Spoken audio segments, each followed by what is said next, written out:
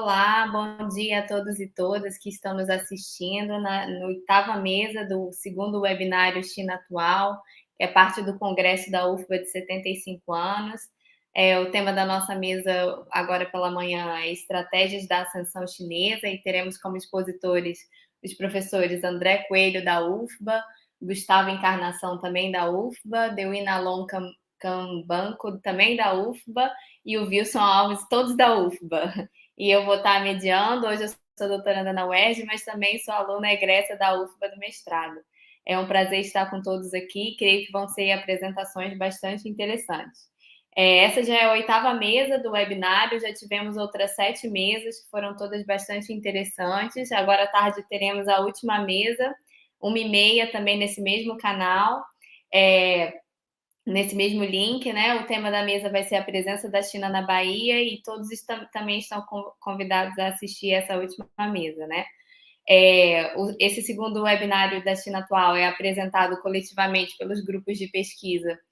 O grupo de pesquisa de processos de hegemonia e contra-hegemonia, o grupo de estudos em economia política e desenvolvimento, o Laboratório de Análise Política Mundial LabMundo, junto com os programas de pós-graduação PPGCP, PPGRI, PPGE e PPGCS. Acho que vamos começar, então, com as apresentações de hoje. Vou passar a palavra, então, para o professor André Coelho. Obrigado, Fernanda. Primeiro, bom dia a todos. É um prazer muito grande estar participando de mais um congresso da UFMA de 75 anos. Quero agradecer ao João e a todos os colegas aqui presentes para falar sobre um tema que é um tema muito contemporâneo, né? Muito presente na nossa atualidade, que é a China e a ascensão da China como potência mundial. Vou compartilhar aqui a tela. Não sei se Fernanda pode só confirmar se a apresentação está aparecendo.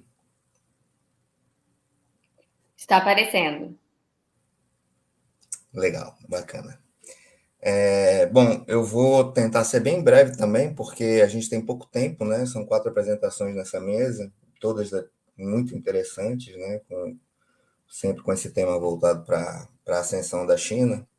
Eu vou focar aqui especificamente em um instrumento, né? Um instrumento de política pública, na verdade, né? Que foi utilizado pela China para, enfim, por vários motivos, mas ele foi um instrumento que ele foi usado para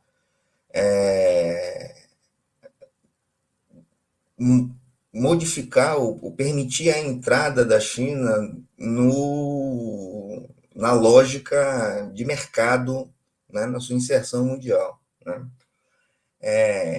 A gente tem que pensar essas zonas econômicas especiais de forma ampla, né? Porque elas fazem parte de um projeto da China, mas elas não foram.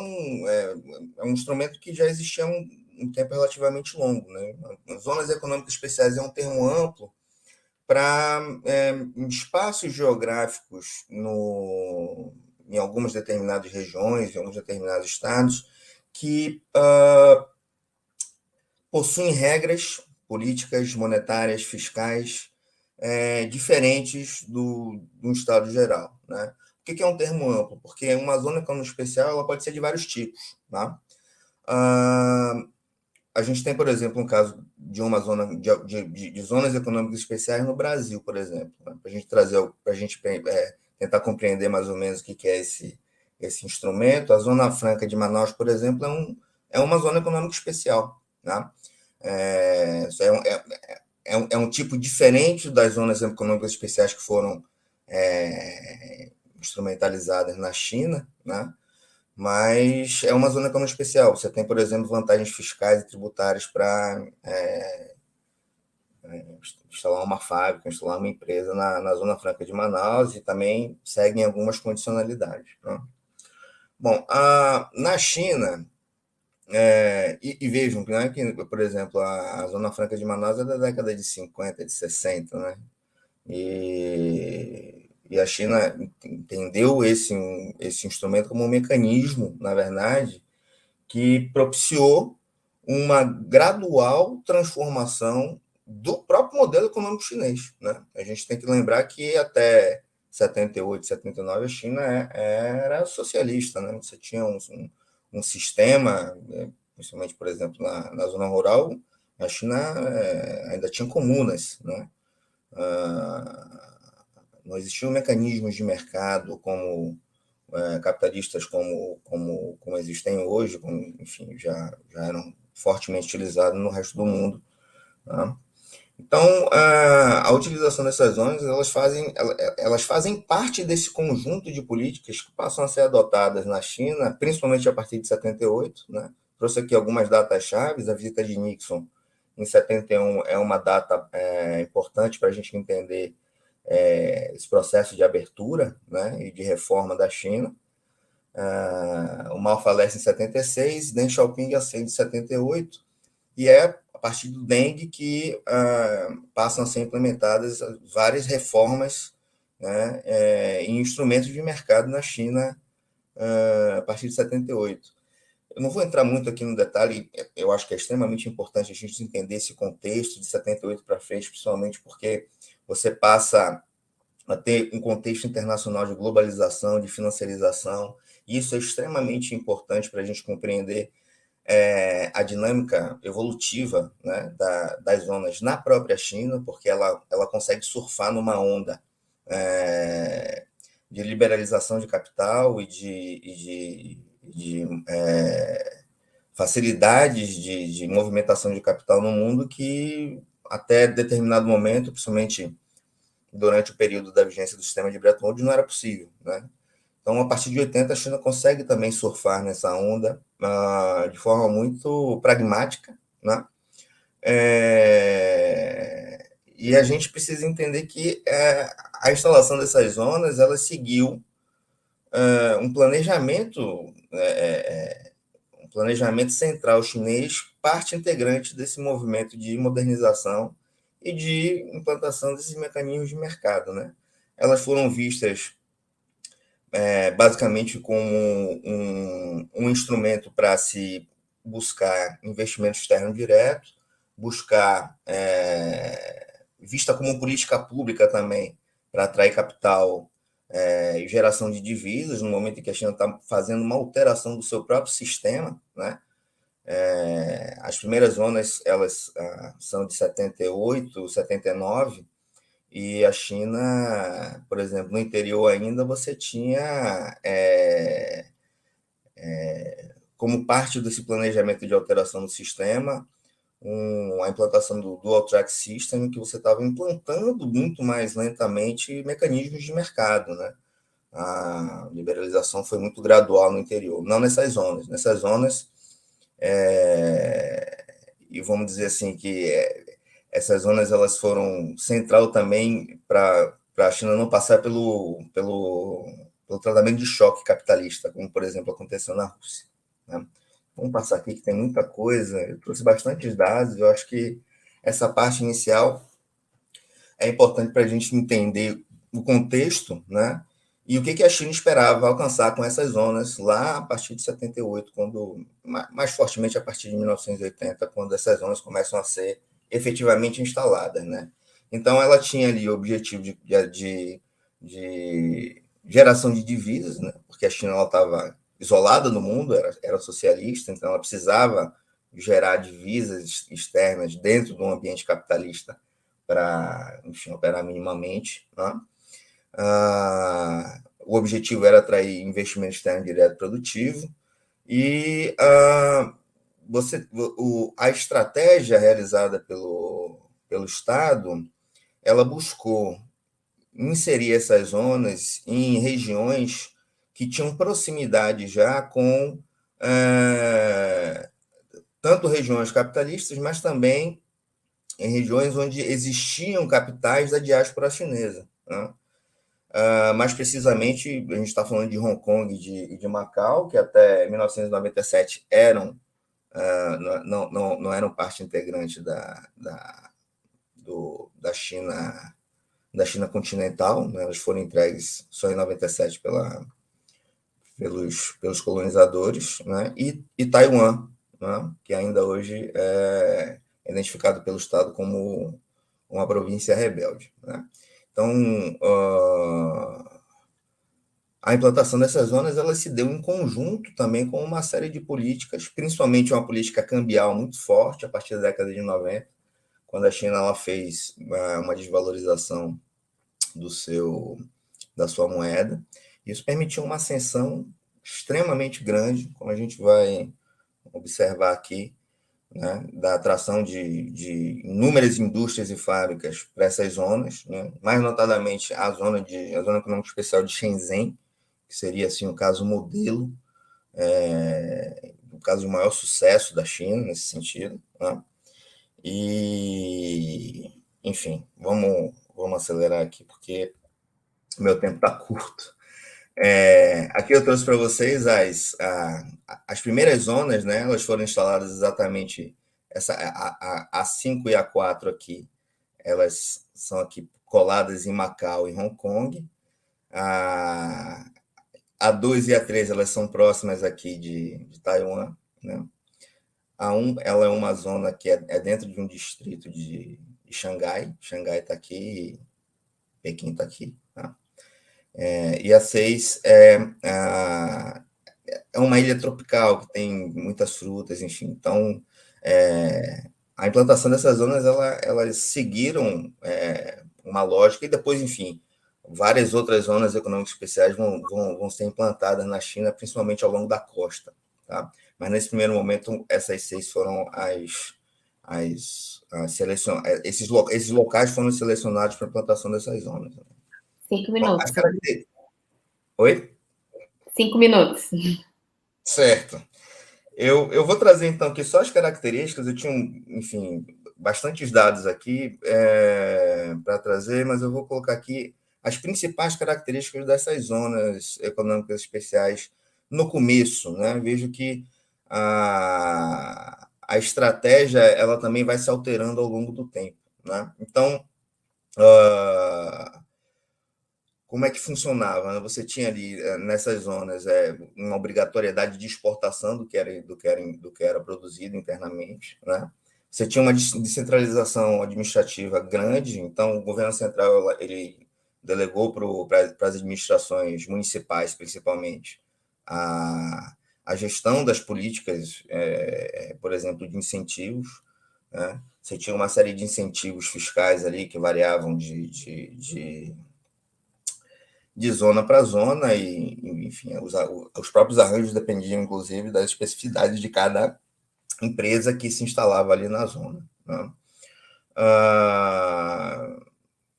E o mais importante aqui era a obrigatoriedade da formação de joint ventures, ou seja, uma empresa que queria se instalar um parque fabril numa zona econômica especial, ela tinha obrigatoriamente que se formar uma parceria com uma empresa chinesa, né? Aqui eu trouxe algumas características, né, dessas zonas no começo. Vou passar por isso aqui. O que é importante é a gente verificar que essas zonas elas atraíram muito capital estrangeiro porque o ambiente era controlado nessas zonas, mas você tinha uma capacidade de utilização de uma mão de obra extremamente barata, né, que era a mão de obra chinesa, né? E você, enfim, outras facilidades de terra também propiciaram uma captação imensa de capital externo, né? Principalmente de multinacionais. A gente vê aqui, eu trouxe alguns dados aqui, por exemplo, dessas zonas, e o investimento externo direto, né? Ele cresce absurdamente, principalmente em Shenzhen, a gente consegue visualizar aqui essa diferença grande, né? Não que as outras também não tenham recebidos, mas Shenzhen ela cresce em uma velocidade muito maior, né? Aqui é um dado de 2013, mas mostra o crescimento do PIB dessas zonas econômicas especiais, né? Esse aqui é um outro dado de utilização de eletricidade, né? Enfim, então você tem uma série na verdade, é uma alavancagem fenomenal de produtividade, de industrialização, né? Eu trouxe alguns dados aqui especificamente sobre Shenzhen, tá? Eu estou correndo aqui por causa do tempo, que eu acho que já estou no final, né? Mas o que eu acho importante a gente ver aqui? Trazendo aqui só para ilustrar o que é Shenzhen hoje. Shenzhen, ela tinha 30 mil habitantes, era uma ilha, era uma região pesqueira, não tinha indústria nenhuma, né? Lá em 1980. E hoje ela é sede das principais empresas chinesas, e tem filiais de gigantes multinacionais do mundo inteiro, né? A região do Delta do Rio das Pérolas, né, que é essa região que ele inclui Hong Kong, Macau e Shenzhen principalmente, é uma região que responde, por exemplo, por 12% do PIB chinês hoje, né? O PIB dessa região, de 1,5 trilhão de dólares, é só dessa região do tamanho do PIB do Brasil, só Shenzhen, né? O PIB de Shenzhen é de 400 bilhões de dólares, quase um terço do PIB brasileiro total, né? Enfim, e hoje é um dos maiores polos dinâmicos do capitalismo no mundo, né? Essa que é a realidade. Tem uma integração, enfim. O tempo ficou curto, tinha muito mais coisa para a gente falar, mas eu também não quero atrapalhar a apresentação dos nossos colegas, mas eu acho que deu para dar pelo menos uma, uma abordagem mais geral de como que a China utilizou esse instrumento para alavancar, inclusive, o seu desenvolvimento. Tá? Fernanda, desculpa, acho que até passei um pouquinho aqui, mas eu fico por aqui. Tá certo, muito obrigada. Oh, pronto. Muito obrigada, professor André. Realmente essa é uma temática muito importante. As zonas econômicas especiais foram bastante significantes e importantes, né, no processo de integração da China na economia capitalista, né, e foram grandes motores desse desenvolvimento da China nos últimos anos. Antes de passar para a próxima apresentação do professor Gustavo Encarnação, só queria lembrar vocês que comentários e perguntas podem ser enviados pelo chat. E no final das apresentações a gente vai ter um tempo reservado para as perguntas.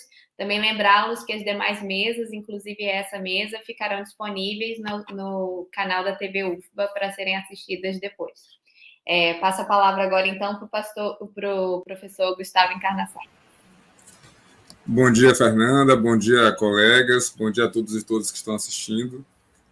Vou falar um pouquinho sobre a expansão da China na América Latina, né, mais especificamente na Venezuela, e quais são as possíveis repercussões dessa aproximação da China com...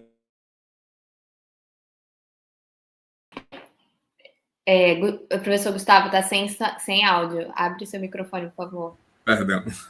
Bom dia, Fernanda. Bom dia, colegas que estão na mesa. Bom dia a todos e todas que estão nos assistindo agora. Vou falar um pouquinho sobre a expansão chinesa em relação à América Latina, né? Sobretudo da década de 90 para o início do século vigente, mais especificamente sobre as relações com a Venezuela, né? E as perspectivas que envolvem essa aproximação, né, com o país caribenho, né, que combinam uma relação de cooperação com dependência. Só me confirma, por favor, Fernanda, se está aparecendo o slide aí na tela. Está aparecendo. Está aparecendo? Tá bom, obrigado. Então, vamos lá. Primeiro eu vou contextualizar um pouquinho, né, sobre a relação contemporânea da Venezuela. E aí, se a gente for pegar um apontamento de Celso Furtado, né, um economista brasileiro vinculado à CEPAL, falava já na década de 50, na Venezuela ele enxergava como um país cujas possibilidades de desenvolvimento eram mais proeminentes na América Latina, por conta do petróleo, por conta das relações de produção internas e por conta dos investimentos que eram feitos desde esse período no país em questão, né? E a Venezuela se desenvolveu de forma muito, muito célere a partir desse período, e o petróleo sempre esteve envolvido nesse desenvolvimento, né? E aí pode-se dizer que o petróleo ele foi o dinamizador dessa tentativa de desenvolvimento da Venezuela durante pelo menos a metade do século passado para cá. E a China, né, mesmo não figurando como país central, né, sempre estabeleceu relações de aproximação com a Venezuela, primeiro diplomáticos, né, depois de forma muito breve, a partir de uma cooperação militar, mas é a partir da década de 90, né, 90 para o começo dos anos 2000, sobretudo da primeira metade dos anos 2000, que a China vai ter uma aproximação mais forte com o país caribenho, muito por conta da busca por diversificação energética e de manutenção, né, reprodução das suas relações de produção internamente. E aí, como eu coloquei, a necessidade de abastecimento interno por parte da China foi um fator que dinamizou essa aproximação com a Venezuela. Né? Além disso, há uma convergência entre as posturas da China e da Venezuela, sobretudo a partir da eleição de Hugo Chávez no final da década de 90, né? Uma postura anti-imperialista, uma postura contra-hegemônica no que tange a postura dos Estados Unidos, de alguns países da União Europeia. E aí, como eu falei anteriormente, uma das motivações da China para buscar essa tentativa de aproximação foi, de fato, a busca por petróleo, né? Como eu falo, o fator dinamizador, mas tem também a expansão do mercado chinês, né? Sobretudo da indústria de manufaturas, né? Exportar para a América Latina para diversificar o mercado e né, tentar expandir um pouco essa perspectiva aí de cooperação energética.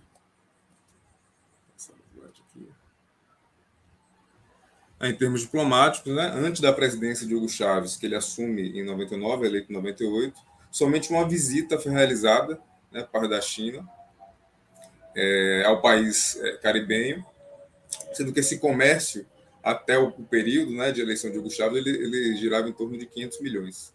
E esse comércio ele vai crescer exponencialmente, sobretudo a partir do ano de 2005, por conta da tentativa de busca por diversificação energética, né? Na verdade, a China ela estabelece um contato muito forte com países do Oriente Médio, alguns países de África, com o objetivo de obter petróleo. Só que depois das intervenções dos Estados Unidos no Oriente Médio, no começo do século XXI, a China, por questões de segurança energética, começa a diversificar essa busca por energia, né? Diversificar as parcerias comerciais, de investimento e etc.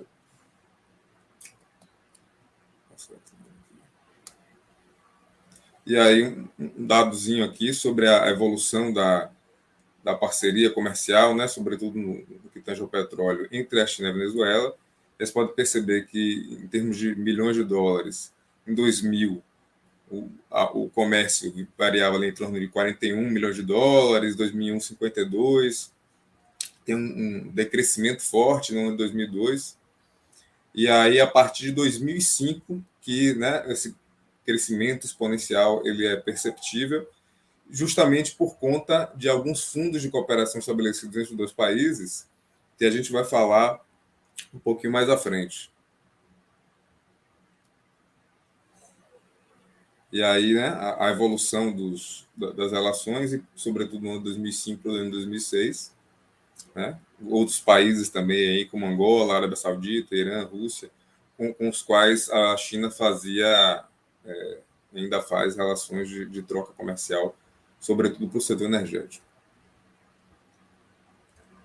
E a reprodução histórica dessa situação, ela demonstra que esses investimentos, eles concentram-se num setor favorável para a China, né, que está no topo dessa relação comercial, né, de troca comercial, sendo que a Venezuela se situa numa perspectiva de dependência do petróleo, né, majoritariamente a pauta exportadora é composta por petróleo, mas recentemente, inclusive, por petróleo bruto, né? Não tem nenhum processo de refino, é muito incipiente na Venezuela, o refino de petróleo, a tentativa de diversificação industrial também foi minada, e a China, ela favorece-se desse processo de dependência muito por conta, né, da necessidade de abastecimento energético. E elas se desenvolveram no ano 2005 um mecanismo de fundo duplo, né, para o financiamento dessas relações de exportação petrolífera. O primeiro, chamado de fundo pesado, no qual 40% desse fundo seria composto por capital venezuelano e 60% do capital chinês. Né? E essas instituições que estavam envolvidas nesse processo eram o Banco de Desenvolvimento da China, né, o BDC, e o Banco Nacional de Desenvolvimento da Venezuela, o BANDES.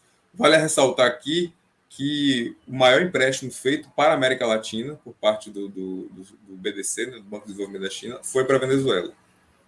Ou seja, maior do que o Brasil, maior do que quaisquer outros países aqui da região. E aí teve o fundo de curto prazo, né, que ele foi dividido em 3 partes. A primeira parte ela teve início no ano de 2007, e ela contava com a contribuição de 2 bilhões de dólares, né, por parte do Fonden venezuelano, e com 4 milhões de dólares por parte do Banco de Desenvolvimento da China. A segunda parte, que teve início em 2009, ele trazia um montante de 4 bilhões de dólares do Banco de Desenvolvimento da China, e a última parte desse fundo de curto prazo, né, que foi estabelecido em 2013, tinha contribuição conjunta de 5 bilhões de dólares, sendo que essas repartições elas foram renovadas algumas vezes, eu vou mostrar na tabela a seguir. E o fundo de longo prazo, né, que é chamado de Gran Volume, ele foi implementado em 2010 com um montante total de 20 bilhões de dólares.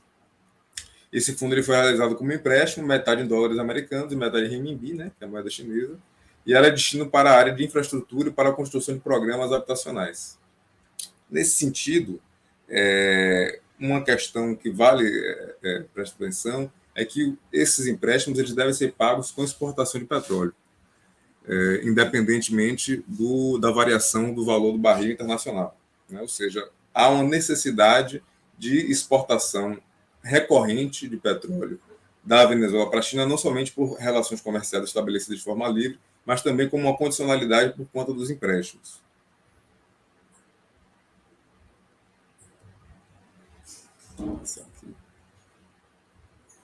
E aí os empréstimos, né, por setor, né, de quais foram as fontes desse empréstimo.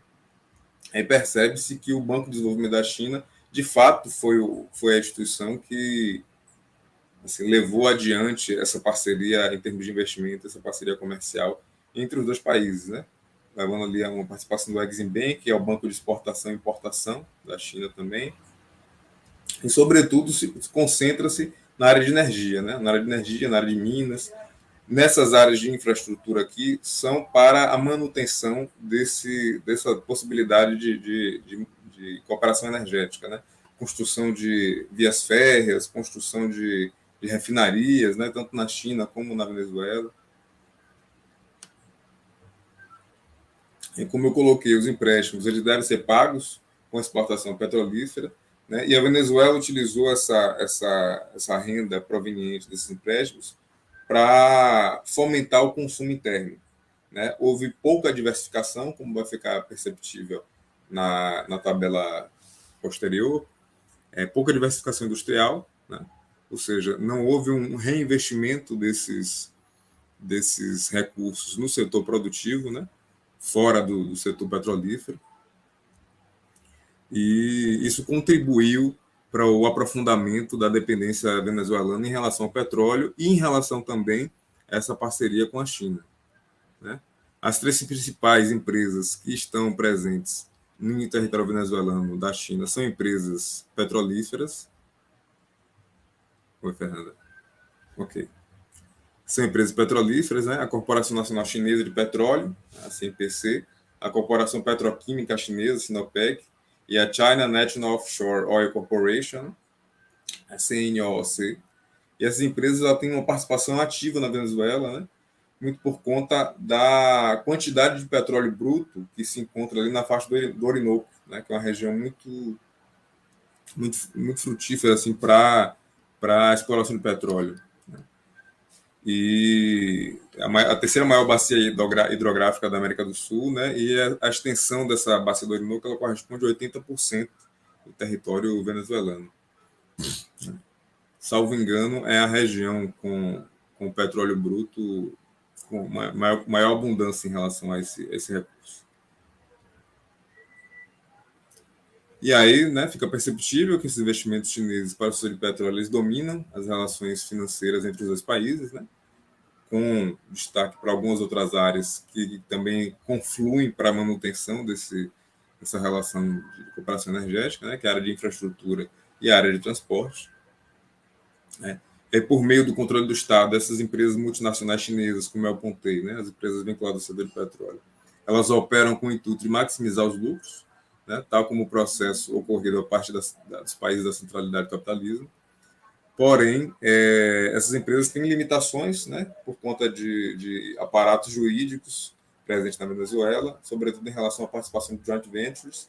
Eles não permitem que as joint ventures sejam com participação majoritária de empresas internacionais. Como eu falei, elas operam com o intuito de criar essas parcerias comerciais e são criadas através de um mecanismo de crédito internacional financiadas pela China. E aqui uma tabela, acho que ela está com uma diagramação um pouquinho fora do esperado, mas ele, pegando o ano de 1997 como o ano base, houve uma involução em relação ao desenvolvimento dos setores que mais dinamizam, né, uma economia, sobretudo no setor de máquinas e equipamentos. Né? Você pode ver que houve uma evolução do ano de 2000, está no ano de 2012, mas eu acho que a diagramação, não sei se está aparecendo para vocês aí, mas para mim está um pouquinho fora. Quando diminua, ela continua assim também. Mas essa tabela pega do ano de 1997 até o ano de 2012 e mostra o recrudescimento do desenvolvimento em relação à diversificação industrial da Venezuela, sobretudo no setor de máquinas e aparelhos elétricos, né? Há um crescimento ali em relação a produtos primários, alimentos, bebidas e tabaco, etc. Na indústria de transformação houve um certo crescimento, né? Sobretudo na de produtos químicos, por conta do setor petrolífero. E o tempo está curto, acho que não vai dar para a gente explorar um pouquinho mais a tabela, mas durante esses anos de aprofundamento da parceria comercial com a China, houve um processo de desindustrialização da Venezuela, né? Sobretudo por conta da necessidade recorrente de manutenção e reprodução do setor petrolífero, assim como das relações de comércio, de investimento no setor energético. É isso. Obrigado, Fernanda. Obrigado a todos e todas.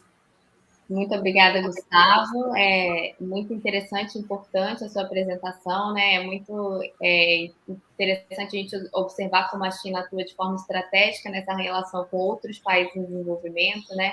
E essa tendência que a gente vê de reprimarização da pauta de exportação desses países, né? O Brasil, inclusive, é engraçado ver como tem alguns fenômenos que são bastante comuns como resultado dessa parceria entre a China, né, e outros países em desenvolvimento. Antes de passar a palavra para o nosso próximo painelista, o Dewin Alon Cambanco, só queria lembrar vocês que as inscrições para o Congresso da UFBA de 75 anos ainda estão abertas, vocês podem se inscrever ainda.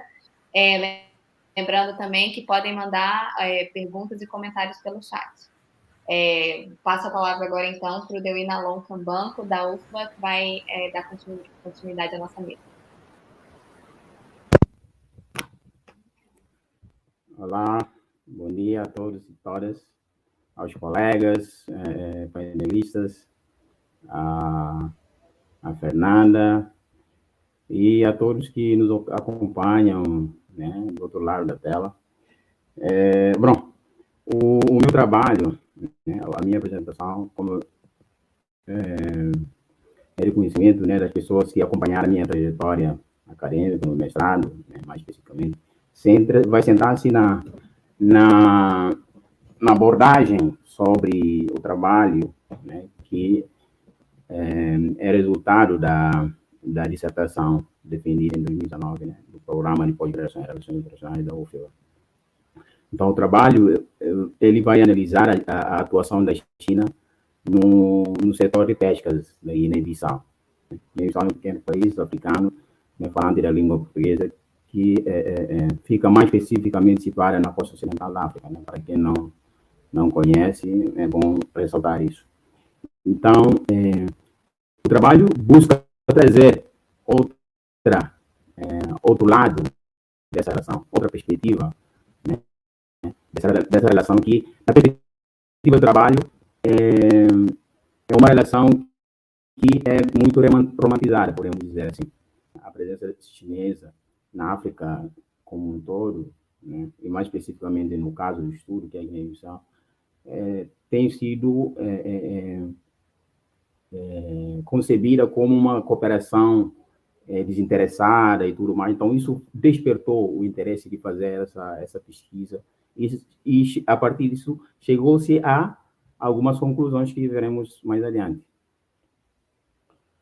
Então, o objeto do estudo, né,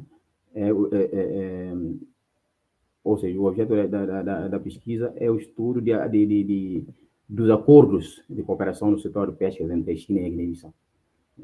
Então, buscou-se analisar, né, esses acordos assinados entre o governo da Guiné-Bissau e as empresas estatais chinesas atuantes nas águas continentais daquele país africano.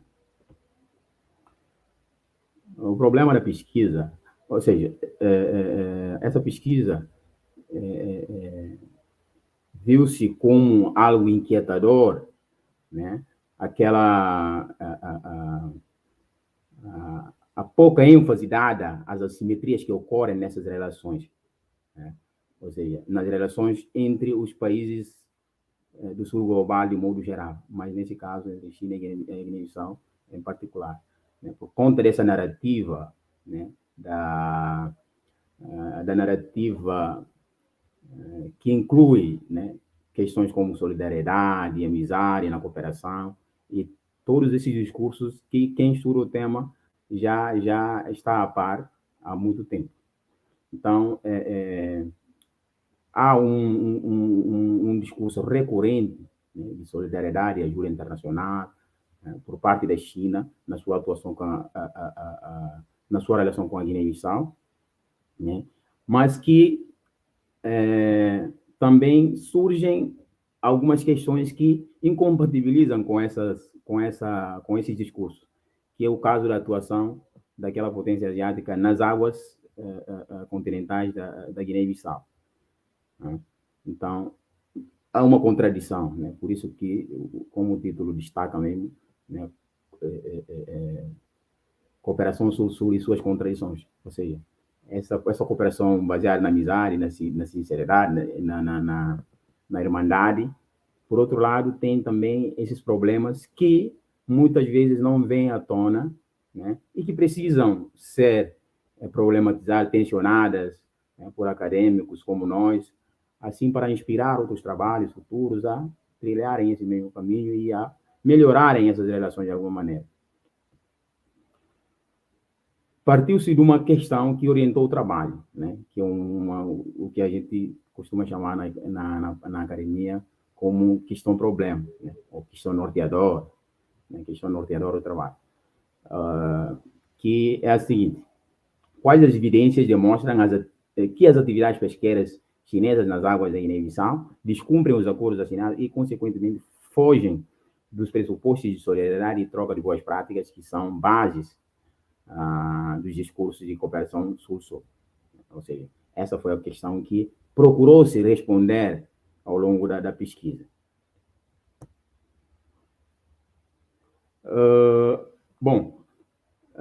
Tendo sido estabelecida essa questão, se estabeleceu também uma hipótese para tentar respondê-la de forma mais adequada possível. Ou seja, partiu-se da hipótese de que as práticas decorrentes dos acordos assinados entre a China e a Guiné-Bissau não têm correspondido aos preceitos de cooperação sul-sul, deixando brecha para o conflito, ou seja, para a tensão entre o discurso de solidariedade ou ajuda internacional para o desenvolvimento e o interesse pragmático de cooperar para extrair o lucro e benefícios próprios.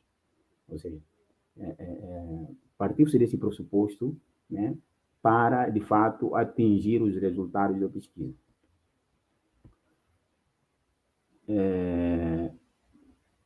A justificativa, toda pesquisa, né, é motivada por série de razões. Então, essa pesquisa não é diferente. Ou seja, a necessidade de problematizar o modus operandi da cooperação sul-sul, né, essa necessidade de tentar trazer esse outro lado, essa outra perspectiva sobre essa cooperação sul-sul, né, motivou e muito, podemos dizer assim, o desencadeamento dessa pesquisa, né? E também vários outros motivos, entre os quais de provocação no meio acadêmico, e não só, né, sobre a presença chinesa na África, de modo geral, e na Guiné-Bissau em particular, que é o caso do estudo. A pesquisa possui como objetivo central, ou geral, evidenciar, por meio da análise da atuação da China nas águas da Guiné-Bissau, as tensões e contradições entre o discurso e a prática na cooperação sul-sul. Então, uma coisa é discurso, uma outra coisa é a prática daquilo que é discursado. Então, viu-se, ou seja, a pesquisa concluiu-se de que há uma contradição entre essas duas coisas. Ou seja, fala-se uma coisa e depois, na prática, faz-se outra. Tem uma série de objetivos específicos, que talvez eu não vou falar aqui todos eles, mas como vocês podem enxergar na tela, né? Realizar, né, análise crítica sobre a cooperação sul-sul, no que tange a sua horizontalidade, né? Discutir criticamente a questão de interesse como norteadora de ação cooperante entre a China e a Guiné-Bissau, né? Enfatizar a importância do setor de pesca para a economia da Guiné-Bissau, realizar levantamento de acordos. Então, esses são uma série de objetivos que ajudaram a atingir o objetivo central que vimos há pouco, né? Então, seguindo, usou-se, enquanto à metodologia, usou-se uma revisão, um método qualitativo, né? Que, por meio dela, fez-se a revisão da bibliografia, né, coleta de dados, né, trabalhos extraídos também da internet, nos vários sites, realizou-se também uma pesquisa de campo, né, no qual eu tive que deslocar até a Guiné-Bissau para fazer levantamentos de alguns dados que não seria possível se não fosse esse deslocamento, né, como relatórios, alguns documentos, tanto do Ministério de Pescas, do Ministério dos Negócios Estrangeiros, né, ou de Relações Exteriores, e de vários outros departamentos ligados ao tema. Bom, quanto às discussões, ou seja, resultados de discussões, né, de fato, fez-se uma discussão geral em torno, fez-se uma... 5 minutos, deu ainda. Fez-se uma discussão geral em torno da cooperação sul-sul, buscando trazer as suas origens, seus pressupostos, seus objetivos, para de forma a entender, não basta criticar a cooperação sul-sul, mas tem que entender o que é a cooperação sul-sul, né? Conhecer quais são os seus pressupostos e tudo mais, para de fato ver o que encaixa e o que não encaixa. Então, foi isso que se tentou fazer, né? Também fez essa revisão, né, esse panorama das relações sino-africanas, né, onde descobriu-se de que a relação entre a China e a Guiné-Bissau, ou seja, a China e a Guiné-Bissau, a África como um todo, é uma relação que começa ali nos anos, mais precisamente na década de 50, ou seja, depois da Revolução Chinesa, né, encabeçada pelo Mao Tse-tung, né, que a África e a China, de fato, começam essa aproximação, né, que desencadeia, né, ao longo do tempo, com sucessões de líderes chineses também, que ganharam outros contornos essas relações. Trouxe também no trabalho os dados sobre capturas anuais nas águas da Guiné-Bissau para mostrar o quão rico é a zona econômica exclusiva da Guiné-Bissau. Então, percebeu-se de que anualmente captura-se mais de 131 mil toneladas de produtos marinhos, ou de peixes, e de outras espécies de de animais marinhos, né? Dados sobre... Desses 131 mil, a China somente captura 40 mil toneladas. Então, isso mostra, de fato, o engajamento chinês nesse setor na Guiné-Bissau. Então, a partir dessas pescas que a China realiza na Guiné-Bissau, tem-se, ou seja, decorre o que a gente denomina de pescas ilegais. Então, que, de fato, que vai justamente contrariar esse discurso chinês de acordo de presença desinteressada e de solidariedade e tudo mais. Então, foi isso que se buscou, de fato, problematizar, né? Essas pescas ilegais, né, nas áreas protegidas ou proibidas, espécies proibidas também de captura e tudo mais. Então, concluindo, embora a China tenha mobilizado a retórica de solidariedade e amizade entre povos, né, ganha-ganha, troca de boas práticas e outros discursos, com base nos fatos que o trabalho apresenta, tem se mostrado falaciosa e incoerente, porque de fato, não dialoga ou não conversa de maneira coerente com o que se faz, ou seja, o que se fala, né, esse discurso, né? Ou seja, a China aproveita a fraca capacidade da Guiné-Bissau, né, para fiscalizar suas águas, né, para, de fato, explorar e violar as leis nacionais daquele país, né, realizando captura, como eu falei, nas áreas protegidas e de espécies proibidas. Então, aqui algumas referências que embasam o trabalho. Então, para não roubar mais tempo, é isso, Fernanda, e estou aberto a debate. Obrigado. Perfeito, Deminalon. Terminou certinho no tempo. É muito interessante sua apresentação também, muito importante a gente entender melhor essa atuação, né, da China no continente africano e perceber também as assimetrias de poder, as assimetrias que estão presentes nessa relação, né, por trás desse discurso de ganhos mútuos, né, ganhos para ambas as partes. Existe uma assimetria de poder que acaba impactando, né, em ganhos assimétricos nessas relações. A gente vai agora para a nossa última apresentação do Wilson Alves. Antes disso, lembrá-los mais uma vez que as mesas vão ficar disponíveis no YouTube para serem assistidas depois. Lembrá-los de compartilhar a mesa, de curtir e de se inscrever no canal da TV UFBA. E lembrá-los também, incentivá-los a se inscreverem no Congresso de 75 anos da UFBA. Wilson, pode começar. Obrigado, Fernanda.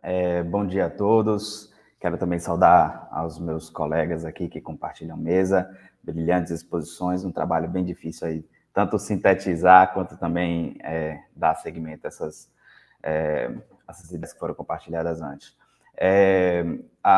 Eu vou fazer um breve recorte aqui também da minha dissertação, e aí até deixo aqui como referência para caso surja curiosidade, alguém queira entender melhor o que eu vou expor, pode acessar depois, e também para poder aproveitar e estender meu agradecimento de sempre ao nosso curso, ao nosso mestrado de Relações Internacionais, e principalmente na pessoa do meu orientador Renildo.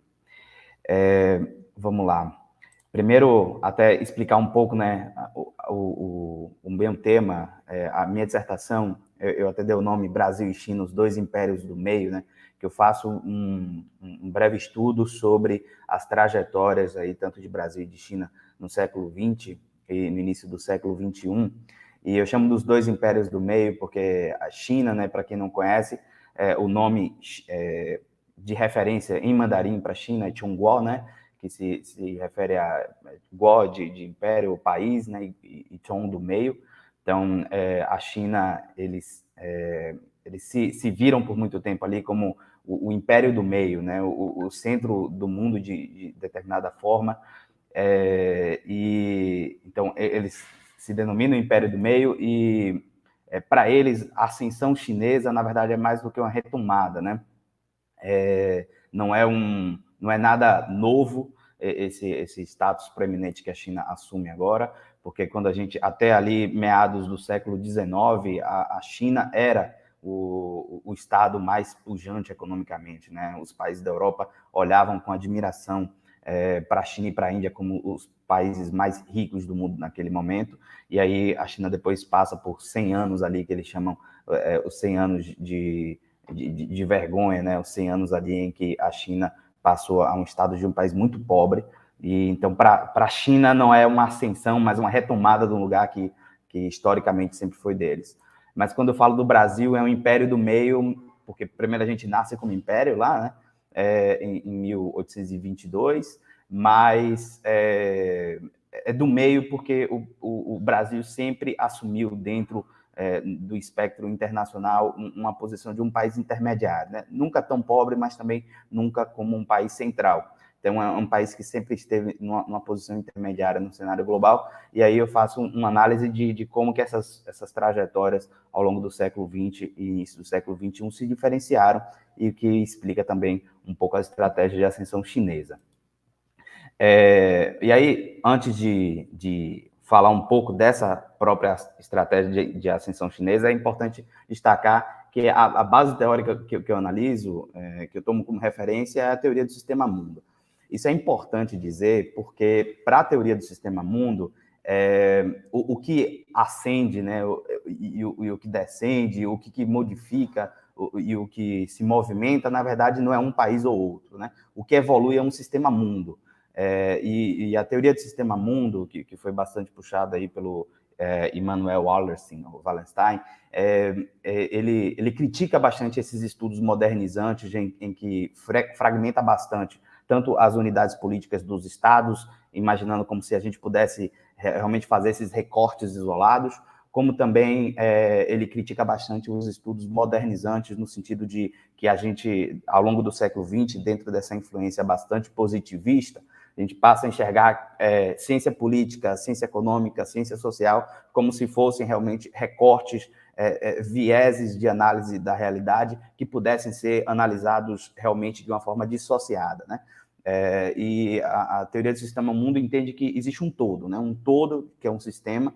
E sistemas mundos existiram e que hoje a gente vive dentro da predominância de um sistema mundo capitalista como objeto de análise. E características desse sistema mundo é que nesse sistema mundo a gente tem um processo de acumulação e de competição intercapitalista e interestatal, né? Então, a gente tem as unidades capitalistas, as unidades de capital, mas a gente também tem os estados. E essas competições intercapitalistas e interestatais estão em constante criação de valor e disputa por esses excedentes. E essas disputas de excedentes, elas são analisadas dentro da unidade das atividades econômicas, né? Então, dentro do viés da perspectiva da categoria de divisão de trabalho. Então, dentro desse sistema mundo capitalista, a gente tem atividades centrais e atividades periféricas. As atividades centrais são aquelas atividades que, dentro de uma cadeia de mercadoria, são aquelas atividades que acumulam mais excedentes, né? Então, quem controla aquela atividade consegue capturar mais excedente. E as atividades periféricas são aquelas atividades que, na verdade, elas cedem excedentes para os detentores e o monopólio das atividades centrais. Isso é bastante importante que se diga, porque nesse sentido, na economia, na teoria do sistema mundo, não existe um estado central e um estado periférico. Existem estados que possuem um mix predominante de atividades periféricas, e existem estados com um mix predominante de atividades centrais. Então, nesse sentido, um estado onde existe um mix predominante de atividades centrais, também não necessariamente é um estado forte, né? Porque a gente também não pode observar somente pela dimensão econômica. Existe também uma dimensão política que é bastante importante. A centralidade das atividades centrais, ela pode indicar uma capacidade de comando econômico, mas existe também uma capacidade econômica de comando político, que pode ser determinado por outros fatores. E esses comandos políticos e econômicos, eles vivem em relação dialética. Não existe um que seja necessariamente predominante em relação ao outro. E aí, dito isso, a gente passa a analisar um pouco dessas cadeias de mercadoria, né? E aí é que eu trago um retrato dessa cadeia de mercadoria hipotética, que aí você imagina, né? Dentro de uma cadeia de mercadoria, em que você tem ali atividades relacionadas à produção de uma matéria-prima e que são seguidas da produção de um componente que deriva uma mercadoria e uma caixa de atividade de consumo, qualquer uma dessas caixas, ela pode ser uma caixa de uma atividade central. Então, não necessariamente a industrialização, né, a atividade dentro dessa cadeia de mercadoria de industrialização, que eu já vi até algumas perguntas nesse sentido, é a cadeia central, né? Às vezes a cadeia central é a cadeia de consumo, e quem domina, né, e quem controla o consumo, que é uma atividade central. Ou pode estar na matéria-prima, né? O que vai determinar isso é a capacidade de comando econômico e principalmente de monopólio sobre alguma dessas atividades. Isso é importante que seja dito, né? E essas atividades, o nível de periferização ou de centralidade de uma atividade, ela pode mudar ao longo do tempo. Isso também é muito importante que se diga, porque a gente vê ao longo do tempo, e principalmente no século XX, muitas atividades que em um momento foram centrais e que depois os países ricos periferizaram essas atividades, né? Então, isso é uma observação que ela é dinâmica, ela não é estanque, né? E aí, nesse sentido, também é importante que se diga que centro e periferia está relacionado ao mix dessas atividades, mas você tem uma condição de semiperiferia. E a semiperiferia está relacionada àqueles estados que concentram um mix relativamente equilibrado de atividades centrais e de atividades periféricas, né? A ascensão, então, vai ser exatamente a posição desse estado dentro da distribuição dessas atividades centrais. Essa é a interpretação do que seria uma ascensão ou um descenso, né? E no movimento de um sistema mundo, a gente tem os países que têm uma concentração majoritária de atividades periféricas transferindo excedentes tanto para a semiperiferia quanto para o centro, né? E a semiperiferia transferindo também, captando excedente, né? Capturando excedentes da periferia, mas também transferindo excedentes para o centro. E aí, existem algumas formas em que a gente consegue observar isso na prática, né? Uma dessas formas é analisar essas cadeias globais de valor. Essas cadeias globais de valor, elas, através da análise delas, a gente consegue ver, por exemplo, a produção do iPhone na China, né? A gente vê estados que concentram uma maior fatia desse valor. Fernanda, já vi.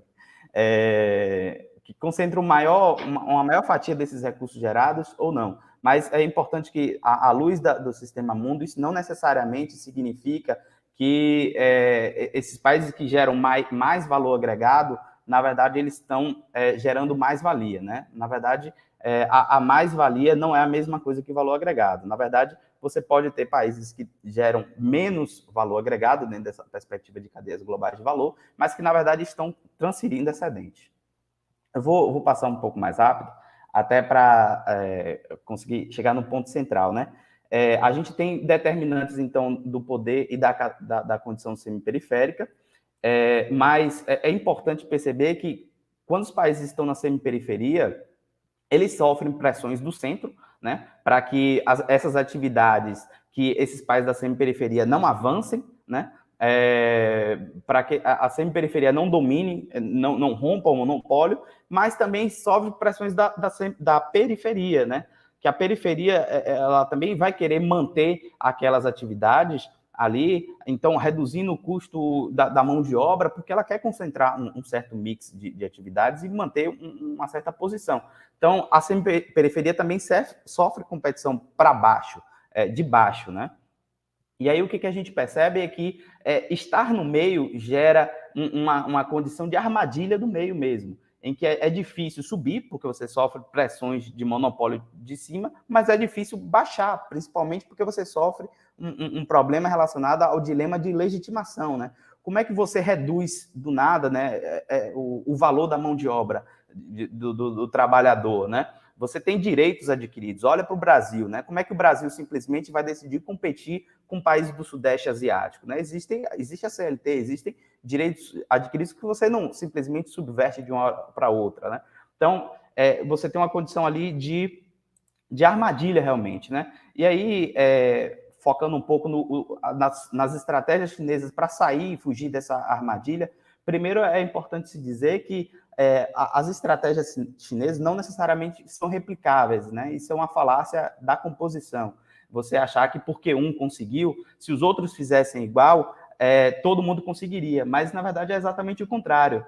Aqueles países do Sudeste Asiático conseguiram, e a China conseguiu, porque foram condições outorgadas a poucos, né? Se aquelas condições fossem outorgadas a muitos, você teria, de novo, uma situação de atividades periféricas, né? Porque você teria uma alta competitividade.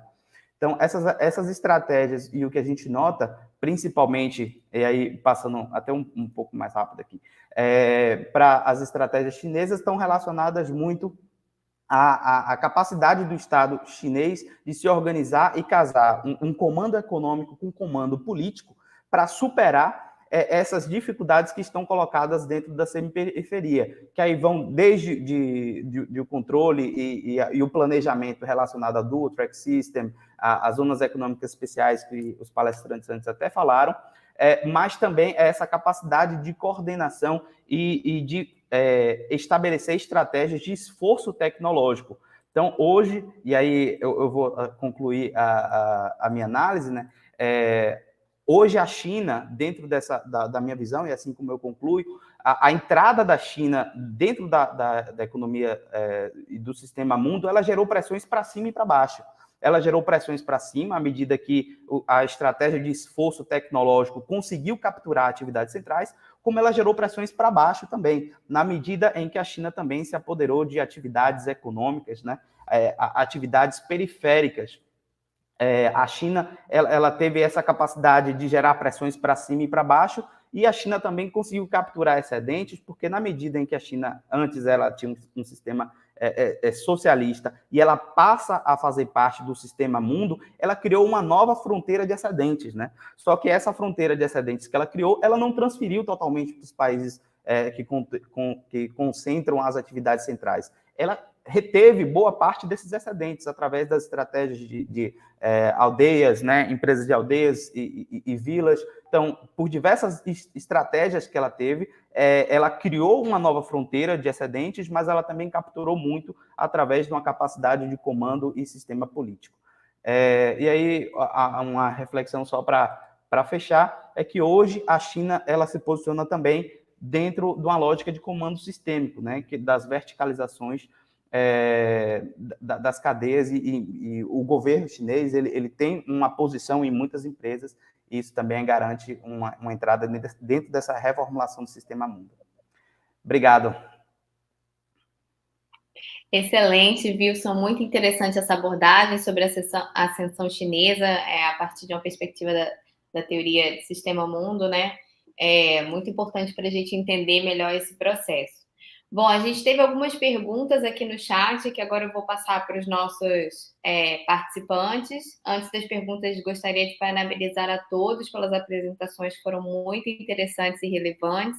A China é um ator importante no sistema internacional e a gente precisa compreender melhor a sua atuação, a sua inserção, tanto na América Latina quanto na África, né, e a sua forma também de atuação econômica no sistema internacional.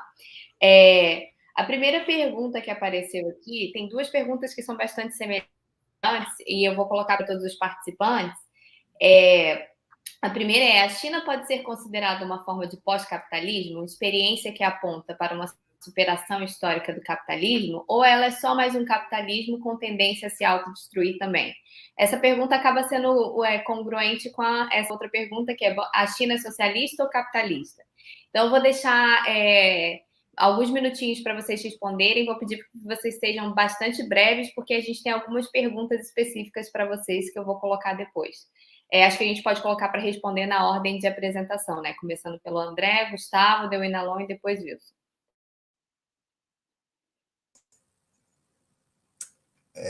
Bom, certo. Primeiro, agradecer as perguntas. Agradecer também a todas as apresentações, todas muito instigantes, né? Muito pertinentes. Essa é uma pergunta muito difícil, né? Porque a resposta ela vai depender da lente que você vai usar para responder, né? Então, tem acadêmicos que interpretam a China como socialista, e interpretam ela como, alguns até como um nível superior de socialismo, enfim, né? Então depende do que você chama de socialismo, do que você chama de capitalismo, né? E da lente que você vai usar para fazer as interpretações com relação à China. Agora, isso não vai mudar o fato de que a China efetivamente entra no sistema capitalista mundial com estratégias que foram bastante utilizadas por todos os países capitalistas em determinado momento de ascensão, principalmente industrial. Se a gente for olhar para a composição, enfim, de conglomerados multinacionais, né, de empresas de fronteira tecnológica, a utilização de empresas estatais ou privadas de ponta tecnológica, você observa uma congruência, uma aproximação muito grande entre as estratégias, né? Isso varia dependendo do período, isso varia dependendo do Estado, né? É fato que o Estado chinês ele é muito presente, né? Enfim, dentro de todas as lógicas de mercado, mas a estratégia que foi utilizada não difere muito da estratégia, por exemplo, utilizada nos Estados Unidos ou na Europa no século passado, né? Na primeira metade, na segunda metade do século passado. Então, enfim, é uma pergunta que, para responder, precisa solicitar uma lente, né? E, enfim, não é ideia também nossa aqui fazer uma interpretação ampliada disso. Eu acho que todos aqui trouxeram questões muito relevantes, principalmente com relação aos instrumentos que a China utilizou para ascender economicamente. E isso reflete hoje a posição que a China tem na geopolítica mundial, né? Acho que é isso, não dá para falar muito mais que isso também, não, porque tem apreciar os outros colegas.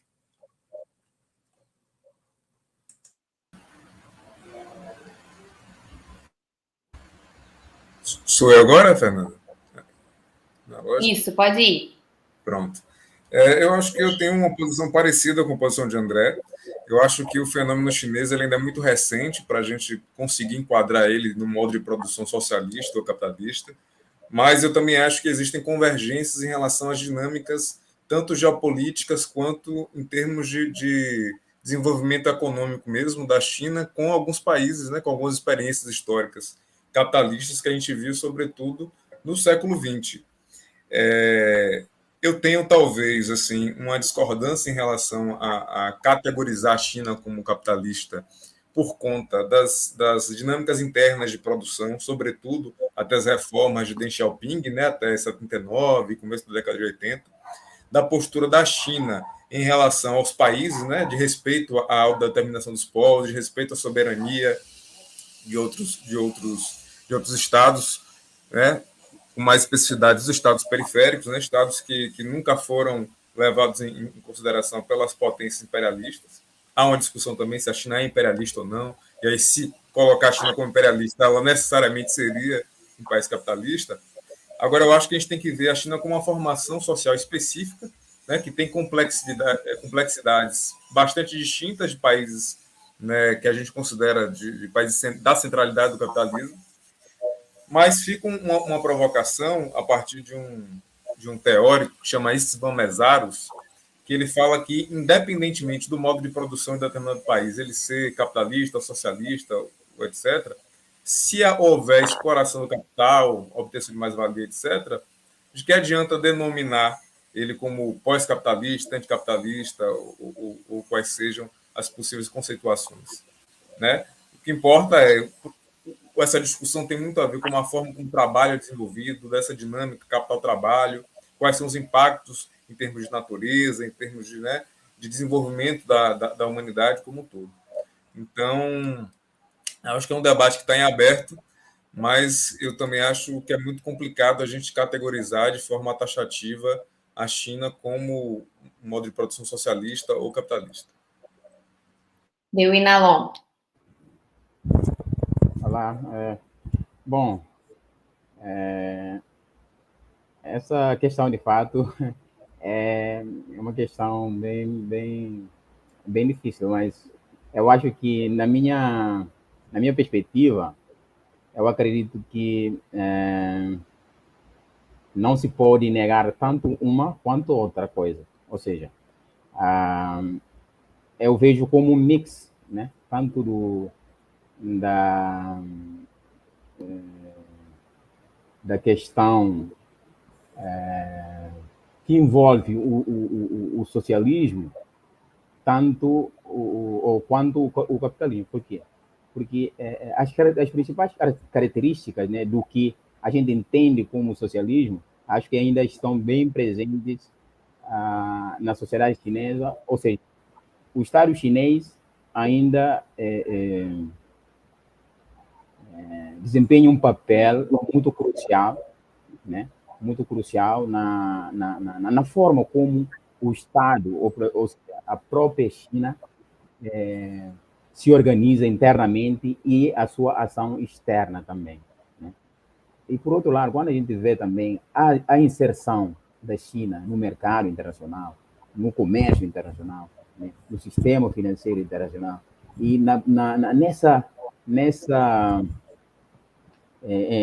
ou seja, não deixa dúvida de que é, ela também está muito imersa, né, quanto outras grandes potências, nesse sistema capitalista. Né? Então, eu acho que tende a ser mais a mistura das duas coisas. Né? E como dizem alguns especialistas, ou alguns pesquisadores também no tema, e a China, ou seja, pode ser definida como, ou seja, o próprio socialismo pode ser definido como um socialismo com características chinesas. Né?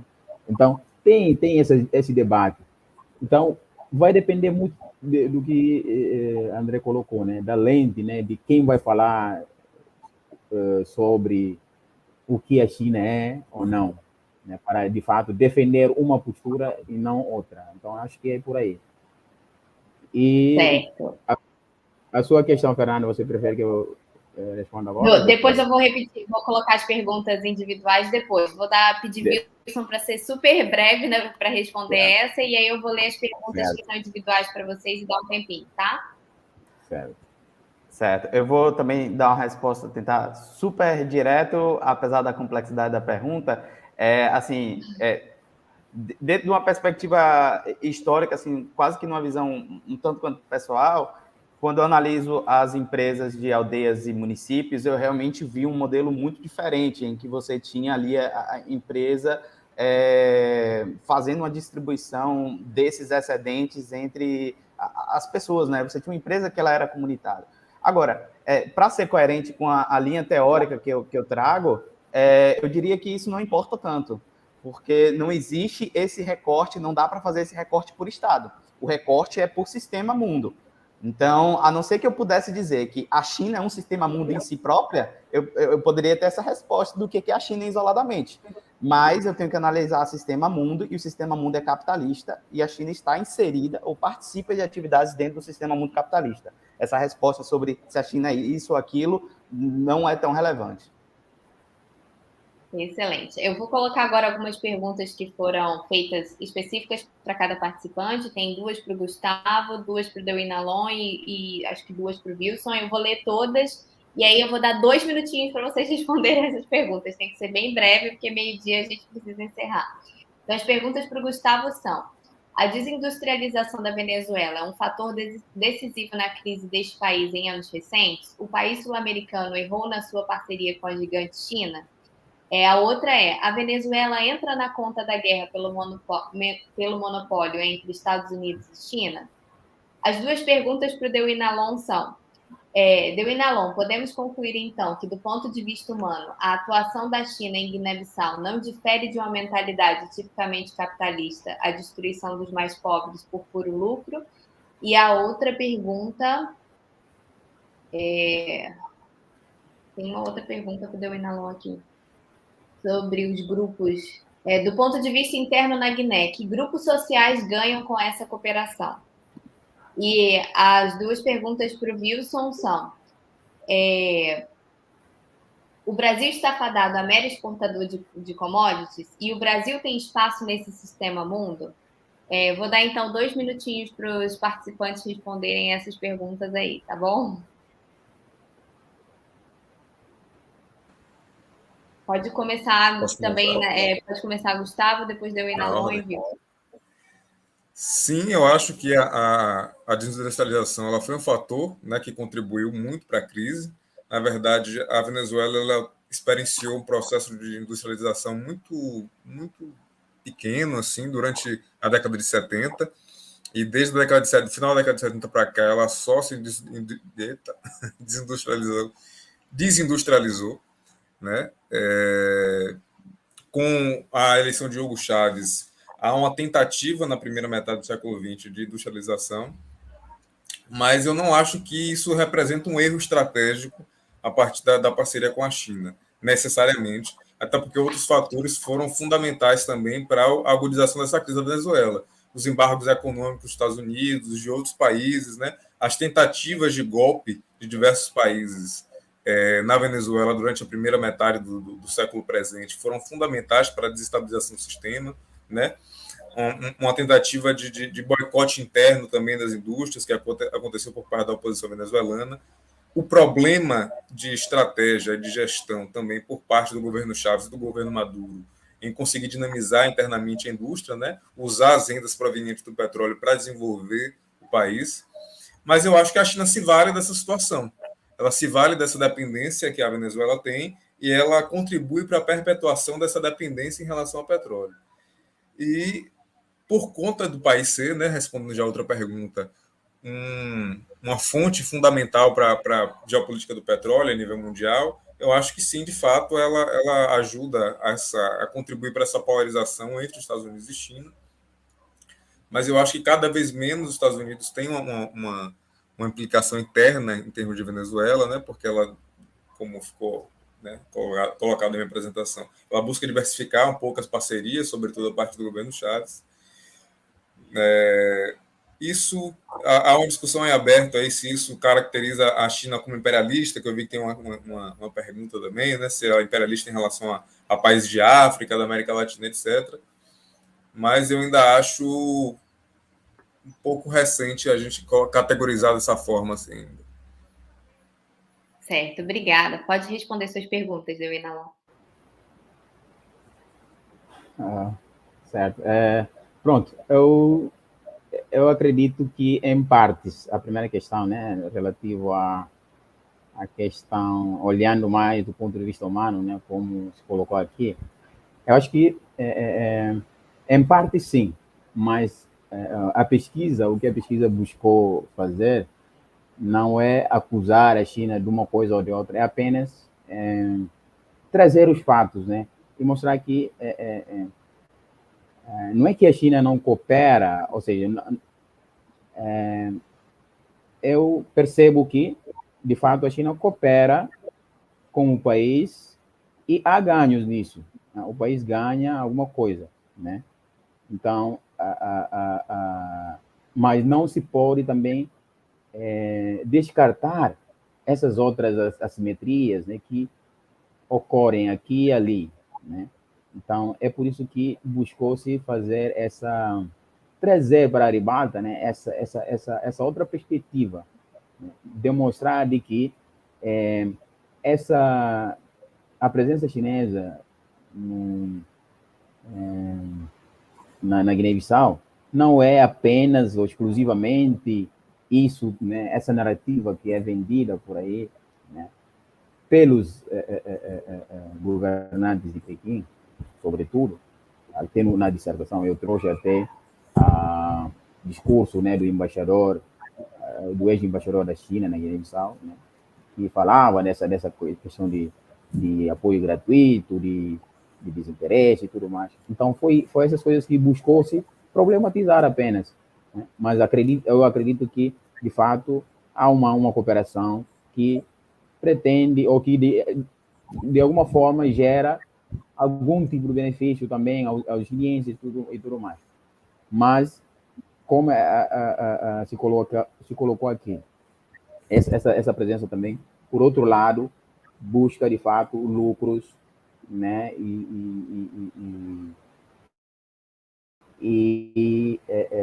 benefícios para a China. Né? Então, não se pode negligenciar isso. E a questão de quem ganha ou não, na dissertação também isso ficou latente para quem teve a oportunidade de ler. Né? Na conclusão, eu busco trazer para essa conversa os governantes, né? Os governantes locais, né? Que, de alguma forma, entram nessa questão de corrupção, de propinas, que não é diferente, em todo lugar isso acontece.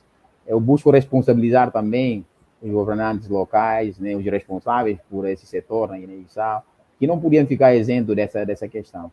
Não só falar que a China faz isso ou aquilo, mas para fazer isso, ela colabora de alguma maneira com as pessoas responsáveis por esse setor na Guiné-Bissau. É isso. Obrigada, Devina Long. Wilson, pode responder. Obrigado ao Joab pela pergunta, que me dá a oportunidade de fazer um comentário adicional sobre o Sistema Mundo, né? O Brasil, ele está no Sistema Mundo, a primeira coisa é essa. Mas o Sistema Mundo, a não ser capitalista, a não ser que você crie uma nova fronteira, né, para gerar espólios, como foi em 1500, nas descobertas, ou até a China, ou esses países que antes eram socialistas, que incorporaram novas fronteiras, né, o capitalismo, o Sistema Mundo é um jogo capitalista, é um jogo de soma zero. Então, talvez a sua pergunta é se o Brasil tem espaço no centro, né? Porque no Sistema Mundo ele já está. Só que sendo um jogo de soma zero, se o Brasil for ao centro, alguém vai ter que descer. Então, toda vez que alguém ganha, um outro perde. Então, acho que o grande ponto é esse, não é se está no Sistema Mundo. Ele está, mas se ele quiser ir ao centro, ele vai ter que perder.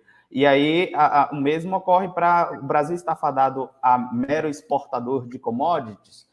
Então, a possibilidade de ir e capturar uma atividade do centro, ela está colocada para todos, só que aquelas limitações da semiperiferia, elas se mantêm, né? Então, você tem os dilemas de legitimação, acumulação, porque você tem uma elite que também se beneficia desse status periférico de algumas atividades. Então, o esforço tecnológico não é fácil se você não tiver um bom comando político, né, que consiga direcionar para esse esforço tecnológico. Então, não é que esteja fadado, mas é que as condições e os limites colocados pela semiperiferia, eles não são fáceis de romper. E dependem de condições muito específicas e que não são naturalmente organizadas, né? Elas precisam de um bom direcionamento político ou de um bom direcionamento aí, de comando econômico para romper essa fronteira de busca por esforço tecnológico. Certo. Acho que a gente não tem tempo mais para outras perguntas. Acho que todas as perguntas foram respondidas. Mais uma vez, gostaria de agradecer aos participantes pelas apresentações extremamente relevantes e interessantes para o momento atual que a gente vive no sistema internacional. Parabenizá-los pelas pesquisas desenvolvidas. Incentivá-los a continuar pesquisando sobre China, que é um tema bastante importante. Aproveito agora para convidar todos que estão nos assistindo para a última mesa do segundo webinário China Atual, que vai ser agora à tarde, 13h30, nesse mesmo canal, aqui na TV UFBA.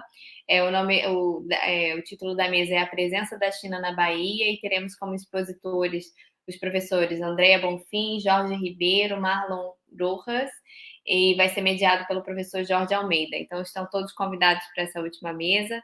Não deixem de se inscrever no Congresso, não deixem de se inscrever na TV UFBA, e os que não conseguiram acompanhar todas as mesas, estão todas disponíveis aí no YouTube também para serem assistidas posteriormente. Muito obrigada e um bom dia a todos.